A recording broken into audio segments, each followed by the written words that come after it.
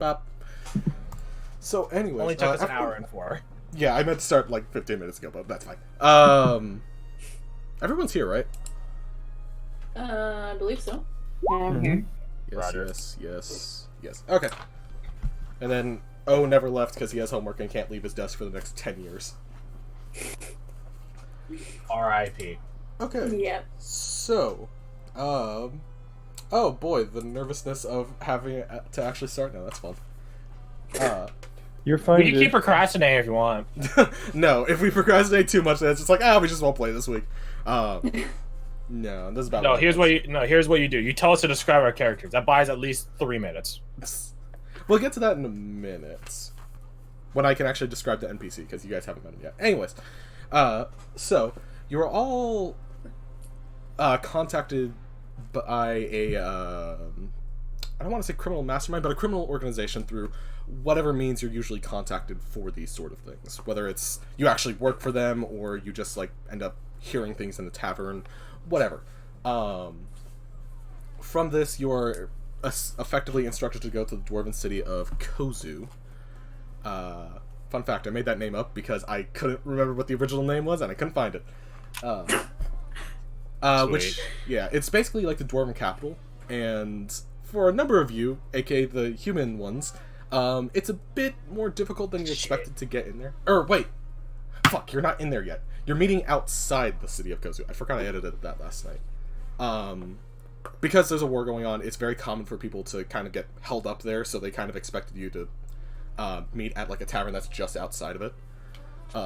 Because a tavern could actually set up just outside the city because they would get so much fucking business. And Already on it. yeah. Amber shrinks the doors. Perfect. So you all meet up at this tavern, or are instructed to meet up at this tavern, or inn, whatever you want to call it, and meet up with a person that is named Ludwig. He's a gnome, and he's kind of just sitting off at one of the larger tables at the place. I'm gonna say you guys arrive relatively soon to each other, and if you don't, then you just probably wait until everyone else is there.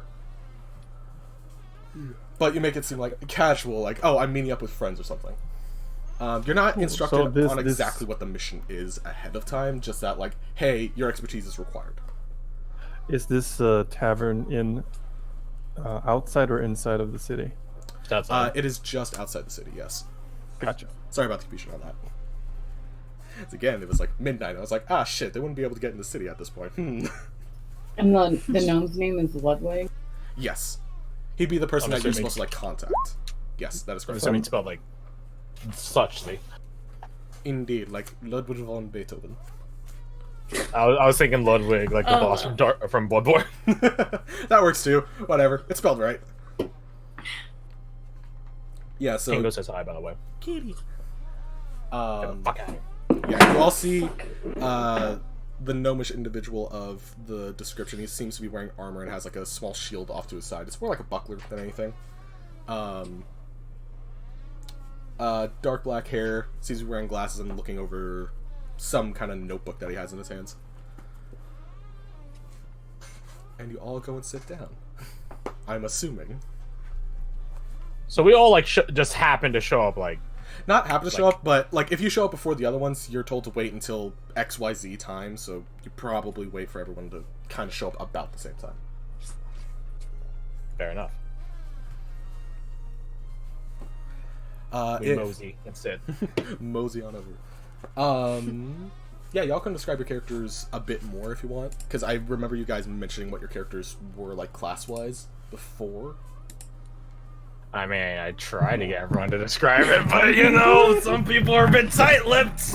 I'm kind of glad about that because it wasn't in the recording at the time. So, like, for posterity, could you describe your characters a little bit? Jokes on you guys. I already knew what all your characters were beforehand. I was asking as a courtesy. I will go first. I volunteer. That's Let's true. preview. There you go. Exactly. So Alphonse is his name. He's an older gentleman, gray hair, with a tiny little mustache, very well dressed. Not a noble. He has a resting smile, a blue sort of like a what do you call those? I forget. Those Necktie? poofy ties. No, Oh, like the cravat. Thank you. Yeah, A blue yeah. cravat. And on his shoulder sits a tiny red and green bird. This little friend here. I forgot about the bird. He has a lute resting against the chair, and yeah, older gentleman. Seems to be very at ease and feel at home in a tavern environment. Currently drinking some sort of what do you call it? Something with an umbrella. Oh, like a martini. Like a cocktail? Martini Yeah. or something, yeah. It's probably Yeah. the drink by itself is Mai Tai. probably a little more fancy on the fancy end than most people would order, but at the same time, like some minor nobility are kind of being held up at this location because they're trying to get into the city anyway, so it's not drawing too big of a crowd. The bird probably draws Brought more it. attention. Yeah, Alphonse brought his own umbrella. Ah, perfect. Why the fuck would you have your own tiny umbrella? That's Oh, I nearly spat my tea How out. fancy does this bar act? Like, how fancy is the bar? Above average tier. Like it's not like some slum bar that you walk into. It's actually kind of like middle, kind of high middle class. Right up.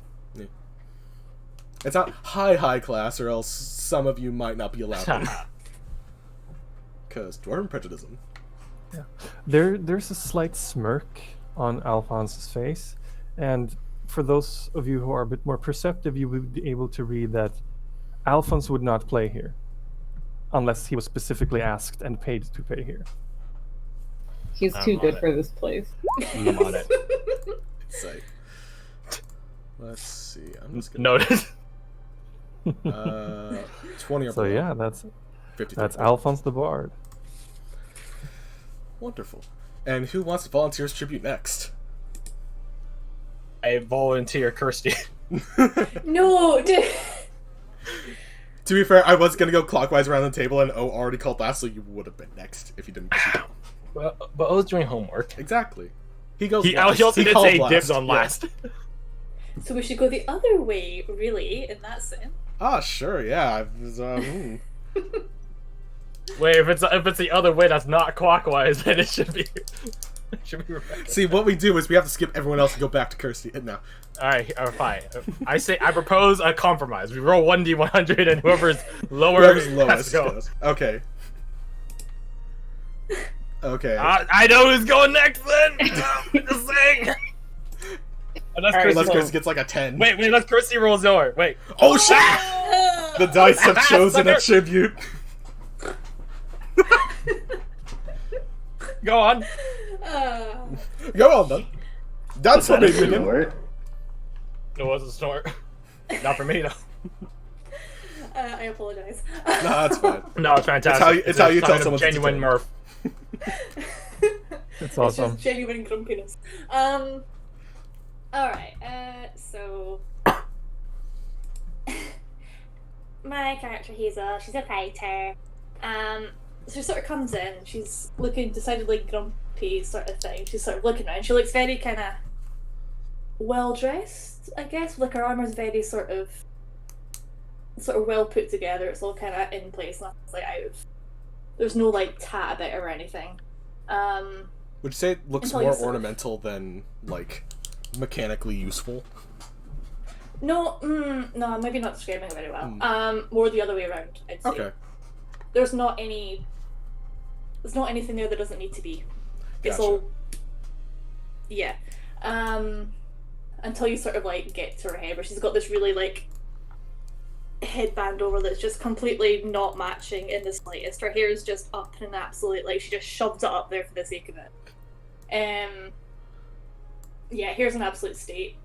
Other than that, she's not looking too happy, but yeah, just sort of sits down, completely silent, just sort of watching everybody like sort of thing. I don't want to be here. Me. I guess so. Alright, which one of you two wants to die for it next? I mean, go next. I'll I'm go. always ready to die. Come on. Like, ask Okay, Crash can go. No, you can go. You're volunteered. He I was said making a joke. die. He I said didn't yes. say talk. I said die.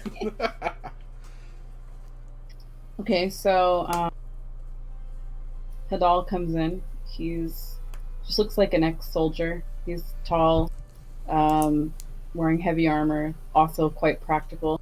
I think he would probably eyeball Miss Willow Evanwood, seeing that she's of a similar sort. He also has longish hair, graying at the temples. He looks like he's probably in his late 30s or his early 40s, older guy. He's got a number of scars. You can tell he's battle-hardened. Sits down at the table, also comfortable, in a tavern environment. He,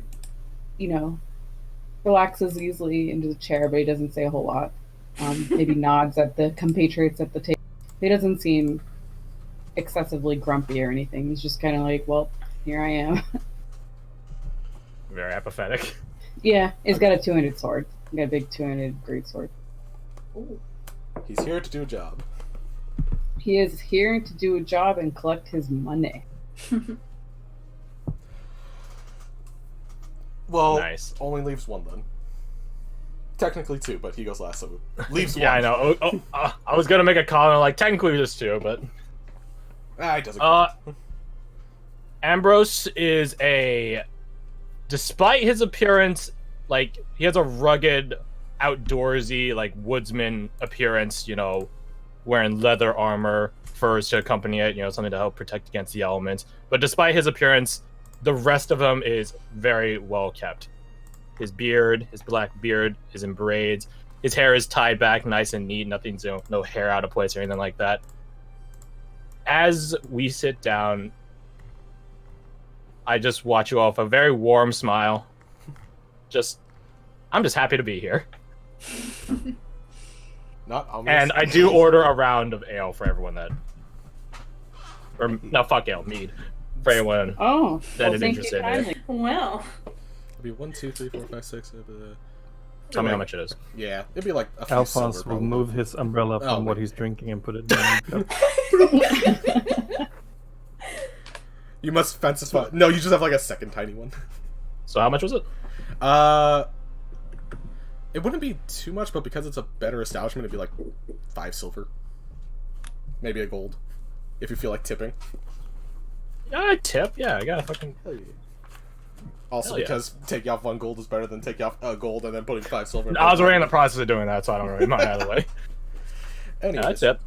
But as I see, fucking moving a little fucking umbrella. I see Alphonse. They just smile even wider. Awfully considerate of you.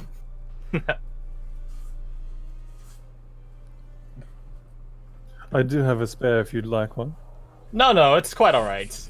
I think it might get in the way, but thank you nonetheless. To each their own. Cheers. Cheers. anyways. Now, as for business, Well, real quick, before we get into that, does O have anything to say specifically about his character? Yeah, so I'm right just after he leaving him. says that, like, the door slams open, and this tall gnome with this large white beard and these teal and brown robes, with like an open robe over top that hangs past his pants, and this way oversized hat, probably almost 3 feet wide. He kicks the door open and he looks around quick and he says, "Ludwig, you son of an orc! I told you if I ever called you again, there would be hells to pay!" Everyone in the tavern is just looking over at him like, what the fuck is going on? well, this is going to be very entertaining. Oh god.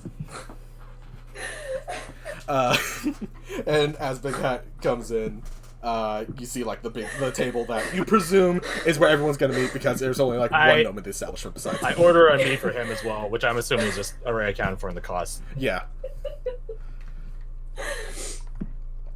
Anyway. Calm down, fine fellow, and I slide over the meat to him.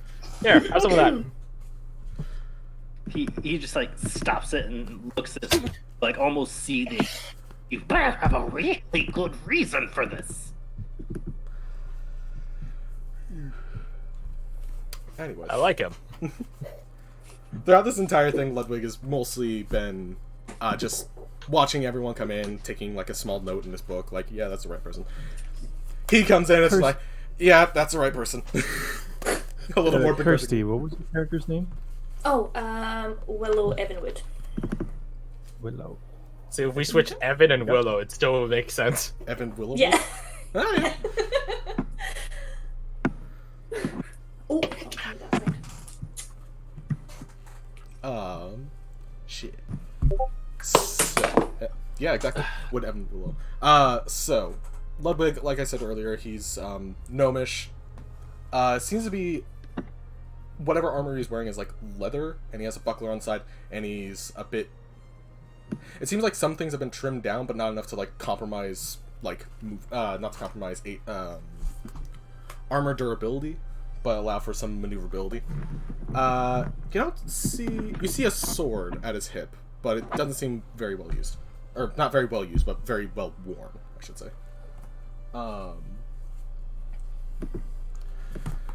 Seeing everyone here, looking at his book, he just glances up and is like, alright, every single one of you seems to be here.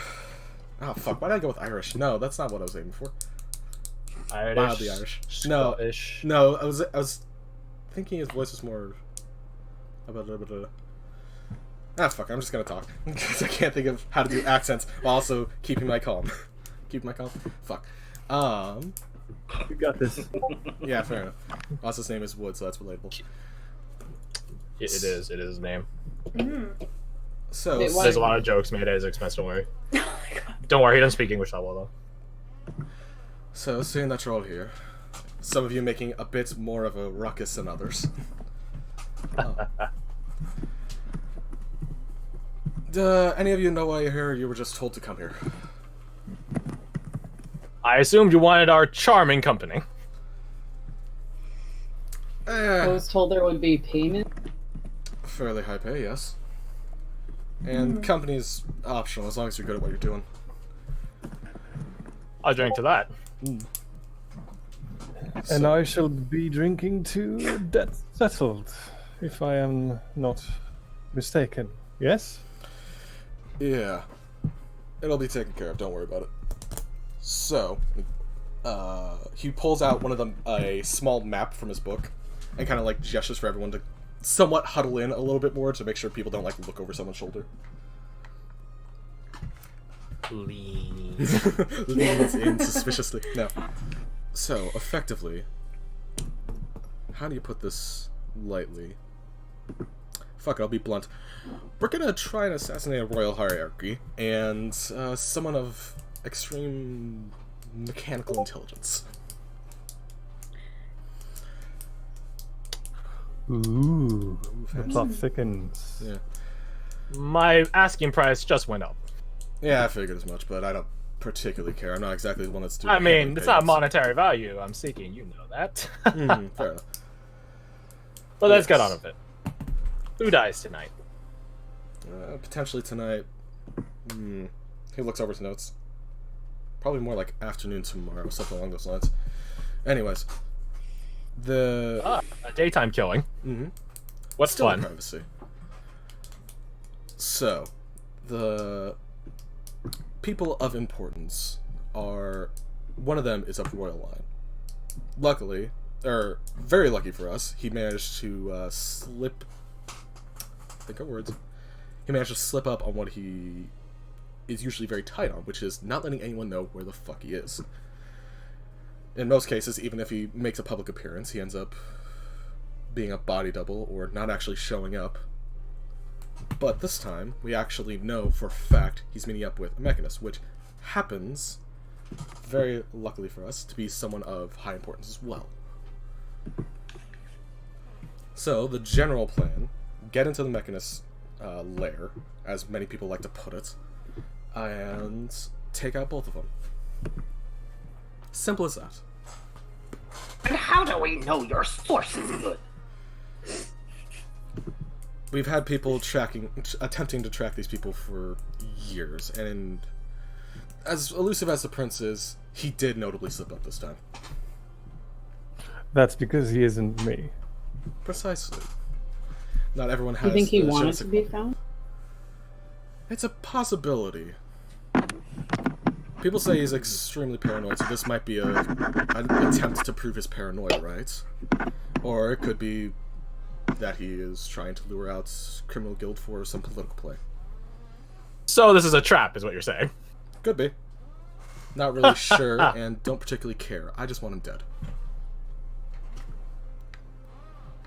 I don't know about all of you, but I think purposely setting us up to walk into a trap increases the asking price.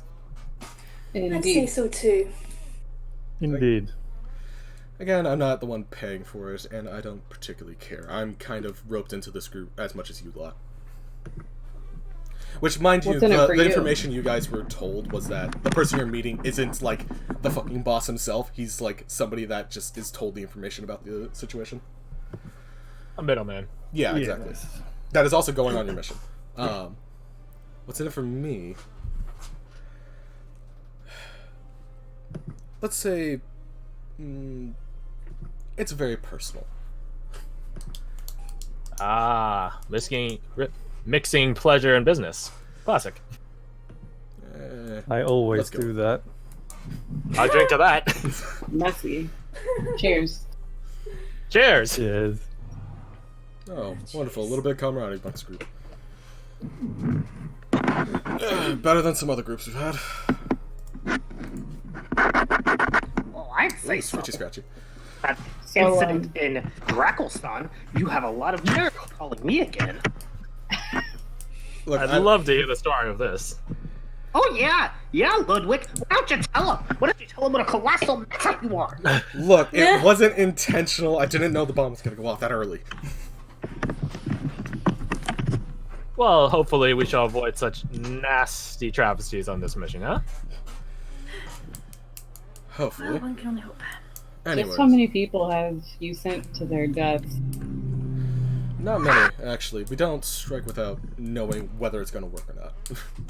That being said, maybe one, maybe two might have been caught, or the prince's paranoia kicked in and he just offed them anyways. I've heard a lot of talk about him just picking in guards at random and just fucking shooting them in the head. Sounds like a charming fellow. Yeah, I'll drink to that. you'll drink to pretty much anything, it sounds like. Cheers. Cheers. Oh, great. Now we got a bunch of alcoholics on a high-profile mission. What's new? I assure you, I'm not an alcoholic, but if one is to enjoy such drinks, well to do it now, as opposed to later. Fair enough. Ludwig drinks from his drink. So when do we start? Sooner than later, depending on how drunk you guys get.